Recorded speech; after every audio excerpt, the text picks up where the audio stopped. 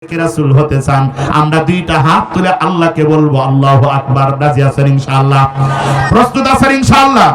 হযরত আবু হুরায়রা বলেন, মা রাআইতু শাইআন আহসানা মির রাসূলিল্লাহি সাল্লাল্লাহু আলাইহি ওয়াসাল্লাম।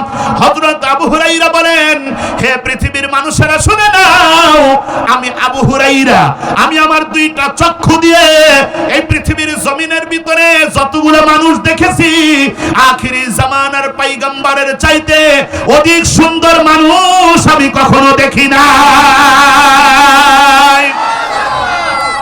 এ মুসলমান, নবীজির চেহারা মোবারক তাহলে কত সুন্দর ছিল, কত সুন্দর ছিল। এখন আসেন নবীজির প্রিয়তমা স্ত্রী, নবীজির সৌন্দর্য সম্পর্কে কি কয়। নবীজির প্রিয়তমা স্ত্রীর নাম তার আম্মাজান আয়েশা সিদ্দিকা রাদিয়াল্লাহু তাআলা আনহা। কি নাম? আয়েশা সিদ্দিকা রাদিয়াল্লাহু তাআলা আনহা তার স্বামীর সৌন্দর্য সম্পর্কে কি কয়। তবে দুঃখের বিষয়, আমাদের সমাজের স্ত্রীরা স্বামীর সৌন্দর্য প্রকাশ করতে চায় না।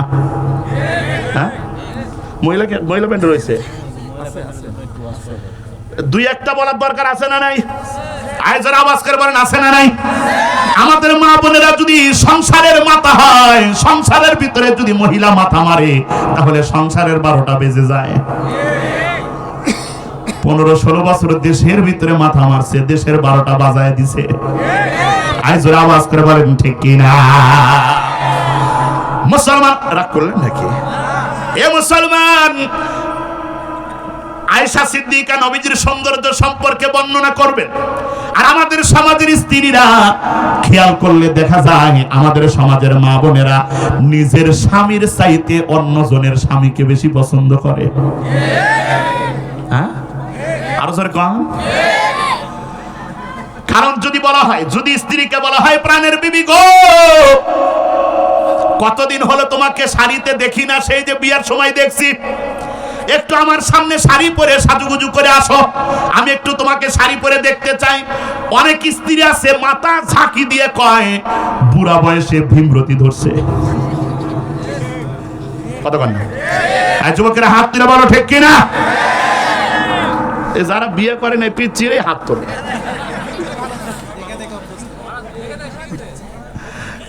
কি কয়? বুড়া বয়সে ভীমরতি ধরছে। আবার যদি বলা হয়, আপনি শুধু বলবেন, প্রাণের বিবি গো, একটু রেডি থাইকো, আগামীকাল সকালবেলা তোমাকে নওগাঁ নিউ মার্কেটের ভিতরে নিয়ে যাব, অথবা বগুড়া নিউ মার্কেটের ভিতরে নিয়ে যাব। দেখবেন স্ত্রী এমন সাজন দেবে, এত সাজন জীবনেও কোনোদিন দেয় নাই। এর মানে বোঝা যায়, স্বামীর জন্য সাজুগুজু করতে ভালো লাগে না, কিন্তু নিউ মার্কেটের দোকানদারের জন্য সাজতে ভালো লাগে, পর পুরুষের জন্য সাজতে ভালো লাগে। কথা বলেন ঠিক কিনা? পর্দার আড়ালে মা বোনদেরকে বলতে চাই, মা গো, নবীর হাদিস শুনে নাও। স্ত্রী যদি স্বামীর সামনে সাজুগুজু করে বসে থাকে, স্বামী স্ত্রীর চেহারার দিকে তাকাইয়া আছে ভালোবাসার দৃষ্টিতে, স্ত্রীও স্বামীর চেহারার দিকে তাকাইয়া আছে ভালোবাসার দৃষ্টিতে, নবীজি বলেন, কান খুলে শুনে নাও, হে পৃথিবীর স্বামী স্ত্রীরা, কান খুলে শুনে নাও, যতক্ষণ স্বামী স্ত্রী দুইজন চেহারার দিকে তাকায় থাকবে, আমার আল্লাহ তাদের সগীরা গুনাহগুলো মাফ করিয়ে দেবে। আর যদি দোকানদারের জন্য সাজে, হ্যাঁ, ওই মরতে দেরি হবে, কবরের ভিতরে আযাবের ফেরেশতারা বাটাম ফাটাইতে দেরি করবে না। আয়েশার আওয়াজ করে বলেন ঠিক কিনা? পর্দার আড়ালে মা বোনদেরকে বলতে চাই, মা গো, সাজুগুজু শুধু স্বামীর জন্য করা লাগবে, পর পুরুষের জন্য সাজুগুজু করা যাবে। স্বামী যদি তোমাকে ডানে যাইতে বলে, তুমি যদি বামে যাও। স্বামী যদি তোমাকে বসতে বলে, তুমি যদি দাঁড়াও। স্বামী যদি তোমাকে নিউ মার্কেটে যাইতে নিষেধ করে, তারপরেও যদি তুমি মাস্তানি করে চলে যাও। স্বামী যদি তোমাকে পর্দা করতে বলে, তুমি যদি বেপরদাই চলাফেরা করো, তুমি স্বামীর অবাধ্য হয়েছো। কান খুলে শুনে নাও, স্ত্রী যখন স্বামীর অবাধ্য হয়, স্ত্রী মৃত্যুবরণ করতে দেরি হয়, আল্লাহর জাহান্নামের ভিতরে যাইতে দেরি হয় না। কথা বলেন ঠিক কিনা? আয়েশা সিদ্দিকা রাদিয়াল্লাহু তাআলা আনহা নবীজির সৌন্দর্য সম্পর্কে বলেন, চাঁদের রাত। কিসের রাত? ভালো না খারাপ? সেই ভালো লাগে। চাঁদের রাতে বাহিরে ঘোরাঘুরি করতে ভালো লাগে না, লাগে না? একটু রোমান্টিক রোমান্টিক একটা ভাব থাকে, কথা বলেন ঠিক কি না? আমাদের সমাজের ভিতরে এমন অনেক যুবক আছে যারা বাড়ির পাশে প্রেম করে। এরা দেখবেন চাঁদের রাতে, গভীর রাতে এরা বাঁশঝাড়ের নিচে দাঁড়াইয়া হাত ধরে পেরিয়ে পীড়িতের গল্প করে। আছে না নাই? যুবকরা কেউ আছে না নাই? আছে। এই চাঁদের রাতে আয়েশা সিদ্দিকা রাদিয়াল্লাহু তাআলা আনহা বাহিরে বসে আছে। আপনার নবী, আমার নবী, বিশ্ব নবী হাঁটি হাঁটি পা পা করে সে আয়েশা সিদ্দিকার কোলের ভিতরে মাথা দিয়ে শুয়ে গেছে। এর মানে বোঝা যায় স্ত্রীর কোলের ভিতরে মাথা দিয়ে শোয়া এটা সুন্নত। এটা কি আমল হয় নাকি? হয়। এই মুরব্বী আমার আব্বারা যারা 30-40 বছর হলো বিয়ে করছেন, আপনাদের কপালে এই আমল জুটলেও এখনকার ডিজিটাল জামানার যুবকদের কপালে এই আমল জোটে না, কথা বলেন ঠিক কিনা? আরে জুটবে কোথা থেকে?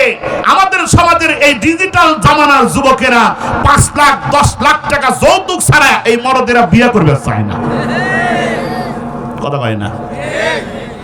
আমার যুবক ভাইদেরকে বলতে চাই, রে যুবক, বিবাহ করার সময় যদি তুমি যৌতুক নিয়ে বিবাহ করো তাহলে কান করে শুনে নাও, যতদিন তুমি জীবিত থাকবা স্ত্রীর গোলামি করে খাওয়া লাগবে।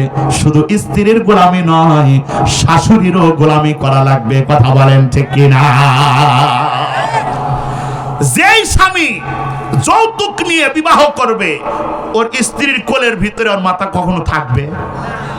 মনে করেন আমি সালে আহমাতে না 5 লাখ টাকা যৌতুক নিয়ে বিবাহ করছি, আমার স্ত্রীর কোলের ভিতরে মাথা দিয়ে আমি একদিন শুয়ে আছি। হঠাৎ করে আমার স্ত্রীর মনে হয়েছে, কারণ মেয়েদের মন কখন পরিবর্তন হয় বলা মুশকিল, হঠাৎ করে মনে হয়েছে যে এই লোকটা আমাকে বিবাহ করার আগে আমার গরিব বাপের থেকে 5 লাখ টাকা যৌতুক নিয়ে তারপরে আমাকে বিবাহ করেছে। আমার তো মনে হয় ওই কোলের ভিতরে মাথা থাকতেও পারে, নাও পারে, হয়তো শরীর আছে কিন্তু মাথা নাই, কথা কোন ঠিক কিনা? আরে কথাটা এই জন্য বলি, আর আমাদের সমাজের দিকে খেয়াল করলে দেখা যায় আমাদের সমাজের ভিতরে এমন অনেক মা বোনেরা আছে নিজের স্বামীর চাইতে, শ্বশুর শাশুড়ির চাইতে ওর নিজের মা বাবাকে বেশি ভালোবাসে, কথা বলেন ঠিক কিনা? আর আমাদের সমাজের দিকে খেয়াল করলে দেখা যায় আমাদের সমাজের অধিকাংশ মেয়েদের সংসার নষ্ট হয় ওই মেয়ের মায়ের কারণে। খালি তেল তেল আওয়াজ শুনলে হবে না, সমাজটাকে পরিবর্তন করার কথা শোনা লাগবে, কথা বলেন ঠিক কিনা? সমাজের দিকে খেয়াল করলে দেখা যায় অনেক মহিলা আছে স্বামীর নাম ধরে ডাকে না ডাকে। এই যেখানে আমার অনেক মুরব্বী আব্বারা বসে আছেন, দাড়ি পাকা চুল পাকা, 40 বছর হলো বিয়ে করছেন। আপনি সত্যি করে বলেন এই 40-50 বছরের ভিতরে আপনার স্ত্রী কখনো আপনার নাম ধরে ডাকছে? সেই সাহস নাই, কথা কোন ঠিক কিনা? আমার দাদির বয়স 100 বছর পার হয়ে গেছে, কোন আলহামদুলিল্লাহ। তো অনেকদিন আগে ওই যে আদম শুমারি করে কিছু অফিসার এসে আমার দাদিকে ডাক দিয়া কয়, চাচি, চাচার নাম কি? চাচার নাম কি? এটা শোনার পর আমার দাদি এত লজ্জা পাইছে, সঙ্গে সঙ্গে মুখে কাপড় দিয়ে রাগান্বিত ভাবে ওই লোকদেরকে কয়, ওই জায়গায় আমার ছেলের বইয়েরা আছে, ওদেরকে জিজ্ঞেস করতে পারো না, আমাকে জিজ্ঞেস করো কেন? আমার দাদি মনে হয় আমার দাদার নাম জানে না। হ্যাঁ, জানে না? জানে। আজ থেকে 30-35 বছর আগে আমার দাদা মারা গেছে, এখনো পর্যন্ত আমার দাদি আমার দাদার নাম মুখ দিয়ে উচ্চারণ করার সাহস পায় না। আর আমাদের সমাজের যুবকেরা আজকে বিয়ে করে, রাত্রে শুধু বাসর ঘর হয়েছে, পরের দিন সকালবেলা ঘুম থেকে উঠে স্ত্রী স্বামীকে ডাক দেয়, এই রিপন ওঠো। আছে না নাই? পর্দার আড়ালে মা বোনদেরকে বলতে চাই, মা গো, স্বামীর নাম ধরে ডাকা এটা চূড়ান্ত পর্যায়ের বেয়াদবি, কথা বলেন ঠিক কিনা? স্বামীর নাম ধরে ডাকা যাবে, স্বামীর অবাধ্য হওয়া যাবে। আরে জান্নাতের ভিতরে যদি তুমি যাইতে চাও তাহলে স্বামীর কথা মতো চলা লাগবে, কথা বলেন ঠিক কিনা? আয়েশা সিদ্দিকার কোলের ভিতরে মাথা দিয়ে নবীজি শুয়ে আছে, মনে আছে নাকি? শুয়ে আছে। নবীজি খেয়াল করে দেখতেছেন আয়েশা সিদ্দিক একবার আসমানের দিকে তাকায়, আবার নবীজির চেহারা মুবারকের দিকে তাকায়। নবীজি আশ্চর্য হয়ে গেছে, আশ্চর্য হয়ে গেছে। বিশ্বনবী আয়েশা সিদ্দিকাকে ডাক দেয়া বলতেছেন, আয়েশা সিদ্দিকা, হোয়াট হ্যাপেন্ড, ঘটনা কি? একবার আসমানের দিকে তাকাও, আবার আমার চেহারার দিকে তাকাও, ঘটনা কি? আয়েশা সিদ্দিকা বিশ্ব নবীকে ডাক দেয়া কয়, ওগো দয়ার নবীজি, ওগো প্রাণের স্বামী, ওগো আমার মাহবুব, আমি আসমানের চাঁদের দিকে একবার তাকাই, আবার আপনার চেহারার দিকে একবার তাকাই, দুইটার ভিতরে কম্পেয়ার করতেছি, আসমানের চাঁদ বেশি সুন্দর নাকি আমার মাহবুব বেশি সুন্দর? এখন কয় হাত তুলবেন? কয় হাত? রাজি আছেন? রাজি আছেন তো ইনশাআল্লাহ? আরে নবীর সৌন্দর্যের বর্ণনা দিতে দেরি হবে, আশিক রাসূলদের হাত তুলতে দেরি হবে না। কথা বলেন ঠিক কিনা? আয়েশা সিদ্দিকা বিশ্ব নবীকে ডাক দেয়া কয়, সাদের সাথে কম্পেয়ার করতেছি। নবীজি ডাক দেয়া কয়, আয়েশা কে বেশি সুন্দর? আয়েশা সিদ্দিকা রাদিয়াল্লাহু তাআলা আনহা বিশ্ব নবীকে ডাক দেয়া কয়, দয়ার নবী গো, ওগো আমার মাহবুব, আমি যখন আসমানের চাঁদের দিকে তাকাইলাম, আবার যখন আপনার চেহারা মুবারকের দিকে তাকাইলাম, আমি আয়েশা সিদ্দিকার কাছে মনে হইল ওই আসমানের চাঁদের চাইতে লক্ষ লক্ষ কোটি কোটি গুণ সুন্দর আমার মাহবুবের চেহারা। এ মুসলমান, আব্দুল্লাহ বিন সালাম নবীজির চেহারার দিকে তাকাইয়া মনে মনে কয়, এত সুন্দর মানুষ কখনো মিথ্যাবাদী হইতে পারে না। কথা বলেন ঠিক কিনা? প্রশ্ন করবে কয়টা? আরো জোরে কোন? প্রশ্ন তিনটা করবে। এ ভাই, আমার যুবক ভাইদেরকে বলতে চাই, রে যুবক, কার জন্য তুমি পাগল হইছো? আরে কান খুলে শুনে নাও, নবীজির চাইতে বেশি সুন্দর কেউ ছিল? তাহলে আদর্শ যদি মানতে হয়, স্টাইল যদি মানতে হয়, তাহলে নবীর স্টাইল ভিতরে বাস্তবায়ন করা লাগবে। কথা বলেন ঠিক কিনা? কিন্তু যুবকদেরকে যদি বলা হয়, যুবক রে, মাথার ভিতরে কেন টুপি নাই? কয় হুজুর, মাথার ভিতরে টুপি দিলে মাথা গরম হয়ে যায়, ওই জন্য টুপি মাথায় দেই না। সত্য কিন্তু এইটা না, সত্য এইটা, আমাদের সমাজের যুবকেরা এমন ব্যাস সাইজের চুল কাটে, মাথার ভিতরে টুপি থাকতে চায় না। আপনি শুক্রবারের দিন মসজিদের ভিতরে আসবেন, কিছু কিছু যুবক আছে দেখবেন রুকুতে যায়ও টুপি পরে যায়, সিজদাতে যায়ও টুপি পরে যায়। কেন পরবে না? এমন বেসাইজের চুল কাটছে, এক পাশে নাইরা মাথা আর এক পাশে বড় বড়। আমার মুরব্বী আব্বারা কন, আজ থেকে 20-25 বছর আগে এই বেসাইজের চুল কাটার স্টাইল ছিল।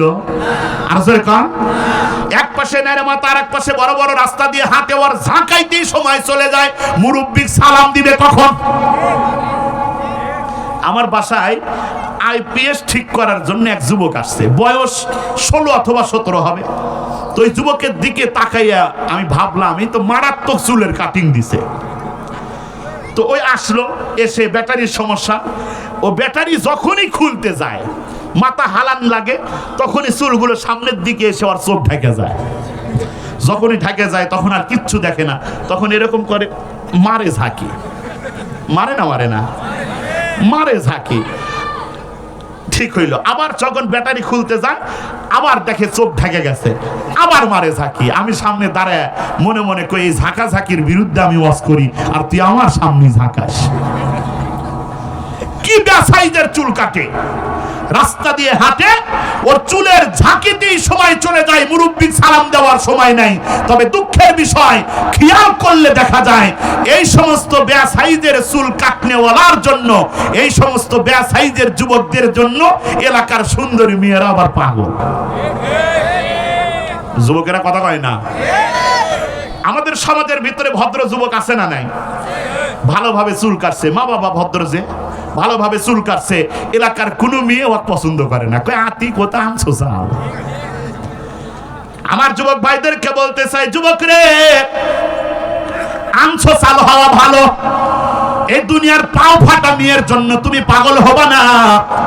আশিকে রাসূল তুমি হও, তুমি মৃত্যুবরণ করবা, নবীজির সাথে জান্নাতের ভিতরে ঢুকবা। দুনিয়ার পাও ফাটা মেয়ের তোমার দরকার নাই, জান্নাতের ভিতরে জান্নাতের হুরেরা তোমার জন্য অপেক্ষা করবে।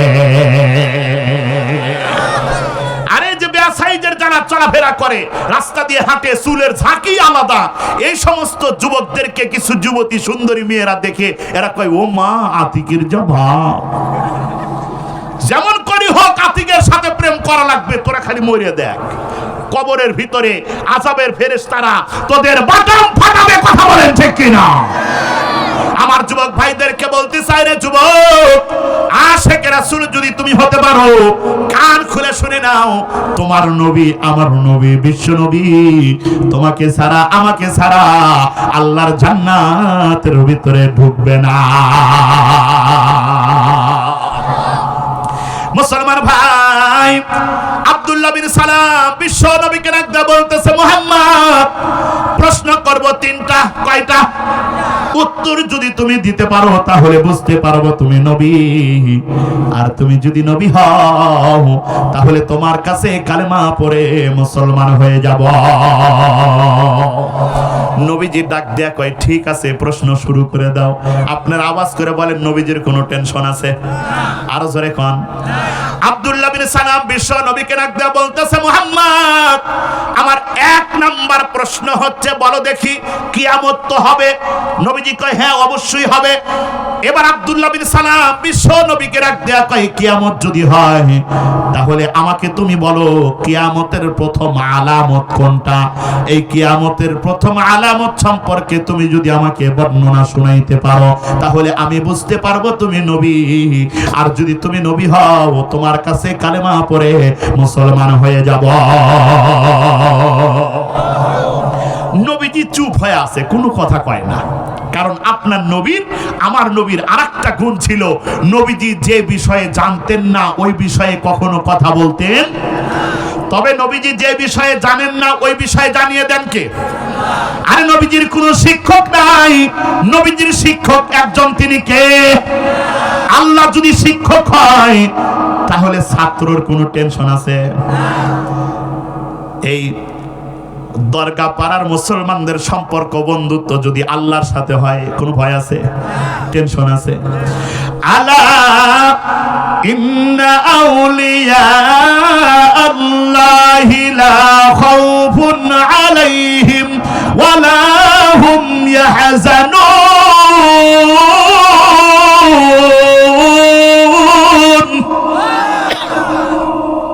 আপনার আমার সম্পর্ক, বন্ধুত্ব যদি আল্লাহর সাথে হয়, আপনার আমার ভয়ও নাই, টেনশনও নাই, কথা বলেন ঠিক কিনা?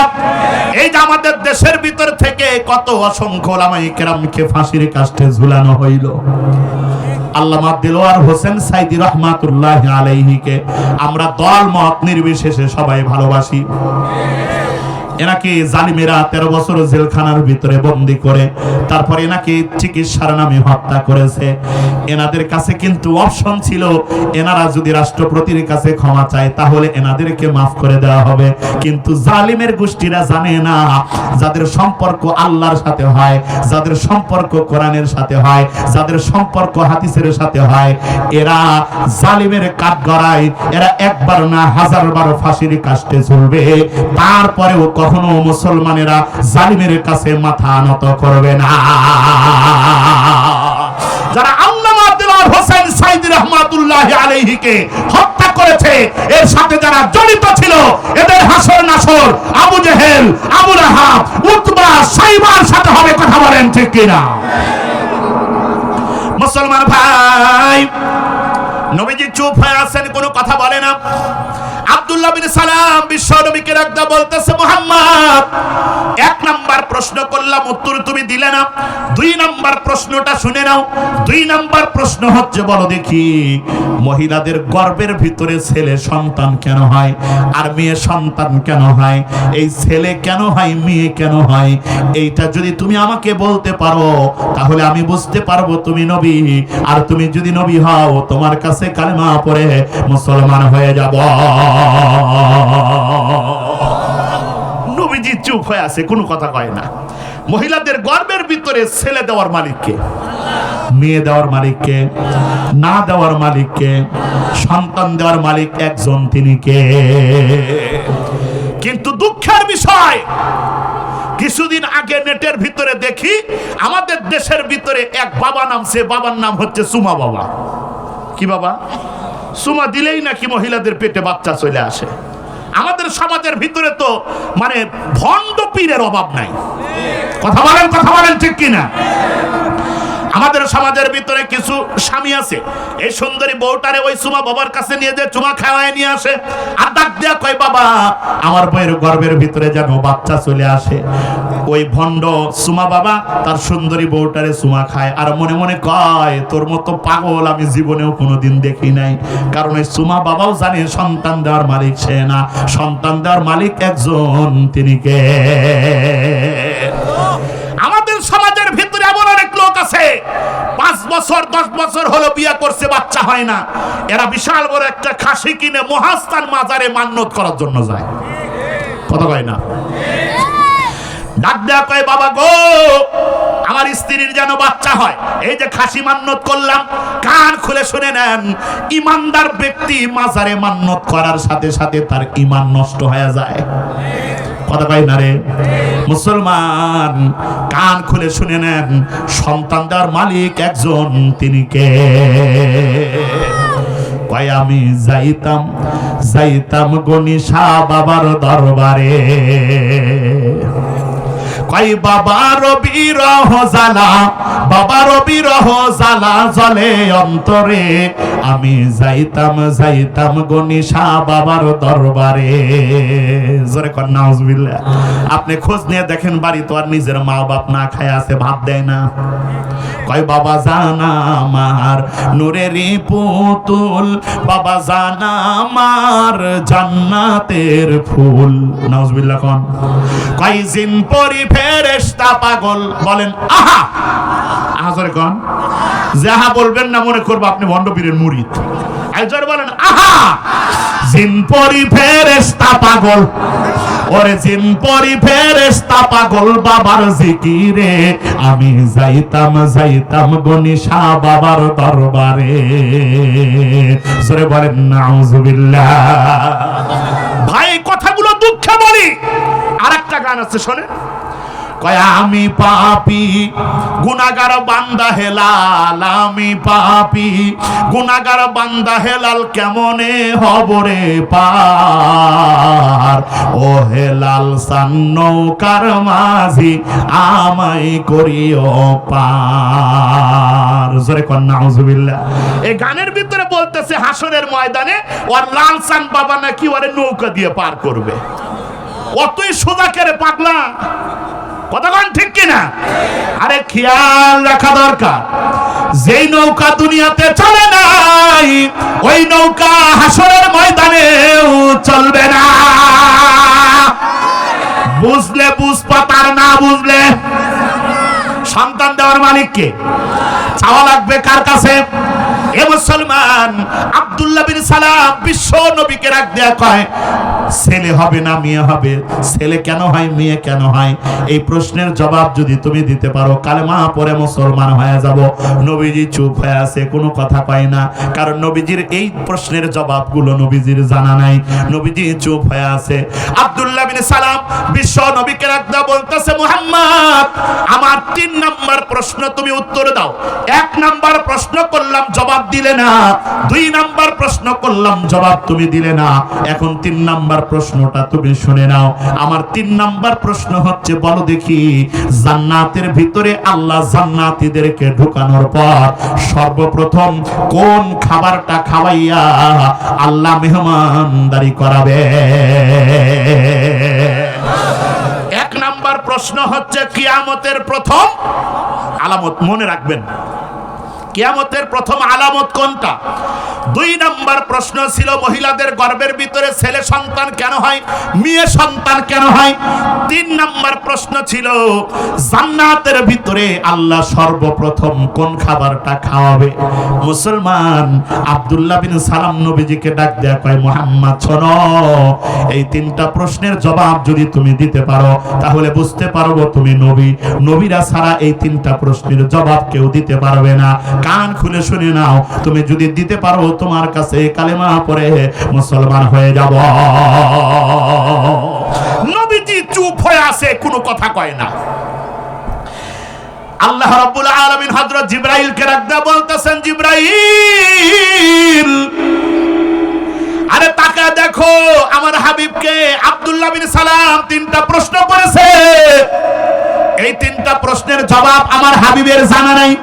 তাড়াতাড়ি চলে যাও, তাড়াতাড়ি চলে যাও, আমি আল্লাহর পক্ষ থেকে ওহী নিয়ে যাও আর আমার হাবিবকে ওই 3টা প্রশ্নের জবাব এই মুহূর্তে শোনায়া দাও। লিল্লাহি তাকবীর। নবীজির টেনশন আছে, সঙ্গে সঙ্গে জিবরাইল ওহী নিয়ে নবীজির সামনে হাজির। আল্লাহু আকবার কয় না? কতক্ষণ লাগছে? হ্যাঁ, কতক্ষণ লাগছে জিবরাইল আসতে? কতক্ষণ লাগছে? মানে চোখের পলক সেকেন্ড, কোনটাই না।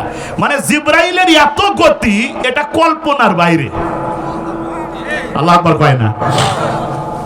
শোনেন, একটা ছোট্ট একটা উদাহরণ দেই। ইউসুফ আলাইহিস সালাতু ওয়াস সালামকে তার ভাইয়েরা কুয়ার ভিতরে ফালায় দিছে। মনে করেন এটা একটা পানির গ্লাস, না এটা বাদ দেন, এই যে বোতল, পানির বোতল, এর ভিতরে যদি ছোট্ট একটা পয়সা আমি ছেড়ে দিই, নিচে পড়তে কতক্ষণ লাগবে? মানে তাকাইতেই তাকাইতে দেখবো যে নিচে পড়ে গেছে। কতক্ষণ, ঠিক কিনা? ইউসুফ আলাইহিস সালাতু ওয়াস সালামকে তার ভাইয়েরা কুয়ার ভিতরে ফালায় দিয়েছে। কেন ফালায় দিয়েছে? যাতে করে কুয়ার ভিতরে ইউসুফ কুয়ার পানিতে ডুবে মারা যায়। আল্লাহ রাব্বুল আলামিন হযরত জিবরাইলকে রাখদা বলতেছেন, জিবরাইল আমার ইউসুফকে তার ভাইরা কুয়ার পানির ভিতরে ফালায় দিয়েছে। তার ভাইরা চায় আমার ইউসুফ যেন কুয়ার পানিতে ডুবে মারা যায়, আর আমি আল্লাহ চাই আমার ইউসুফ কুয়ার পানিতে ডুবে মারা যাওয়া তো দূরের কথা, আমার ইউসুফের শরীরের ভিতরে যেন কুয়ার পানির সেটাও না লাগে। আল্লাহ জিবরাইলকে ডাকতে কয়, জিবরাইল চলে যাও, চলে যাও, আমার ইউসুফকে কিন্তু ফালায় দিয়েছে, পড়ার আগে ওই পানির উপরে তোমার পাখাটা বিছাইয়া দাও।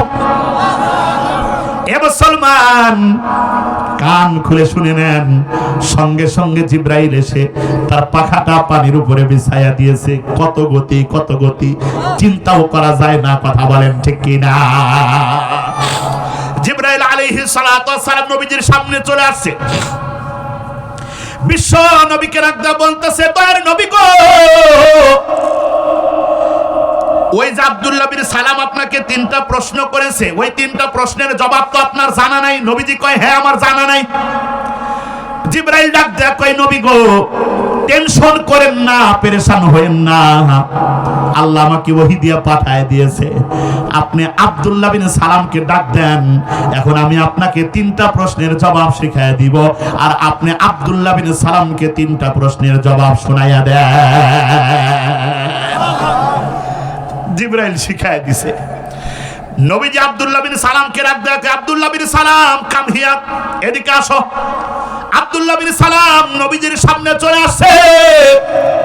বিশ্ব নবী আব্দুল্লাহ বিন সালামকে ডাক দেয়া কয়, আব্দুল্লাহ বিন সালাম শোনো, তুমি যে আমাকে 3টা প্রশ্ন করেছো, এই 3টা প্রশ্নের জবাব আমার জানা ছিল না, কিন্তু জিবরাইল ওহীর মাধ্যমে এখন আমারে শোনায় দিয়ে গেছে।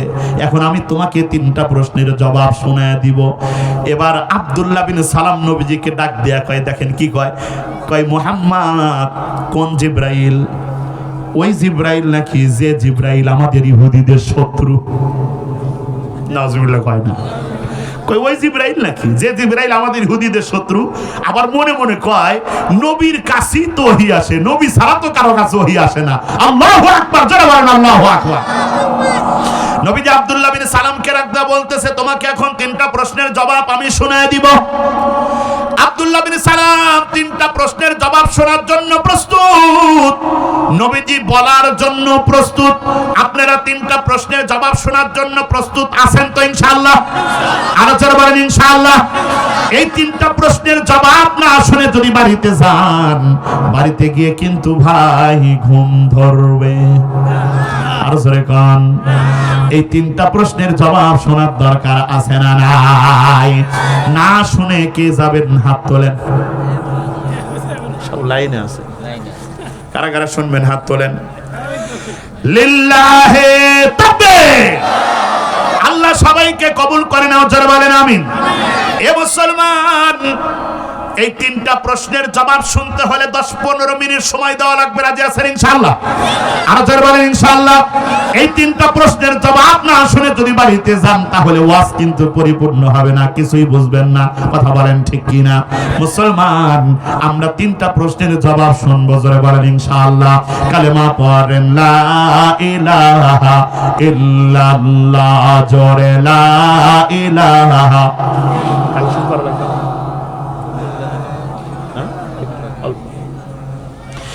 লা ইলাহা ইল্লাল্লাহ মুহাম্মাদুর রাসূলুল্লাহ সাল্লাল্লাহু আলাইহি ওয়াসাল্লাম। মুসলমান ভাই, 10টা মিনিট সময় দেওয়া যাবে তো ইনশাআল্লাহ? এই যে শীতের রাত, কত কষ্ট করে বসে আছেন, আল্লাহ রাব্বুল আলামিন অবশ্যই আজকে আমাদের মাহফিলটাকে কবুল করেছেন। বলেন আলহামদুলিল্লাহ। এই যে এত সুন্দর আয়োজন, আপনারা খুশি না বেজার? এই বছরই হবে, আর হবে না নাকি বলেন? প্রত্যেক বছর হবে, কথা বলেন ঠিক কিনা?